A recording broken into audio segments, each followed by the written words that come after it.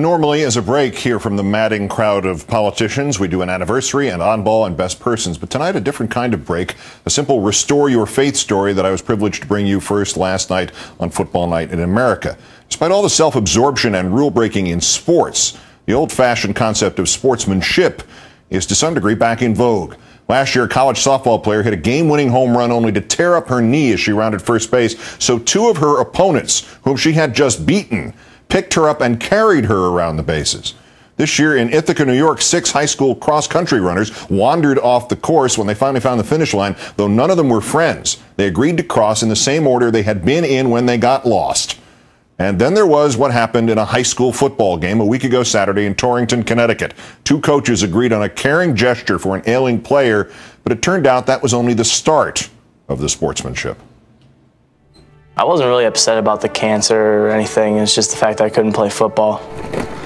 It wouldn't have been bad if I could keep playing football through it, but I guess they don't want me doing that. I'd go out there and play right now if I could.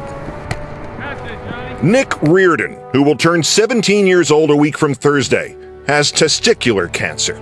A linebacker, offensive guard, and the punter for the Wolcott Tech Wildcats. The game against the Avon Falcons was to be his last in uniform before 9 weeks of intense chemotherapy began. He couldn't play. Doctors would not let him risk getting hit. But Nick's coach, Jamie Cody, had a wonderful idea. If it's the fourth quarter and the game's decided, Cody asked Avon coach Brett Quinion just before kickoff, "Can I put him into punt and have you not rush?" Quinion didn't hesitate. "Absolutely," he said. 7 turnovers later, Nick and Coach Cody and Wolcott Tech were down 42-0 when Cody saw Avon coach Quinion gesture towards him. Coach called timeout, comes walking across the field and said, let's get him a touchdown. I started crying. I put Nick in the game. I didn't know it was fake. Everybody else did. I didn't. And when the line opened up, I just went for it and got my touchdown.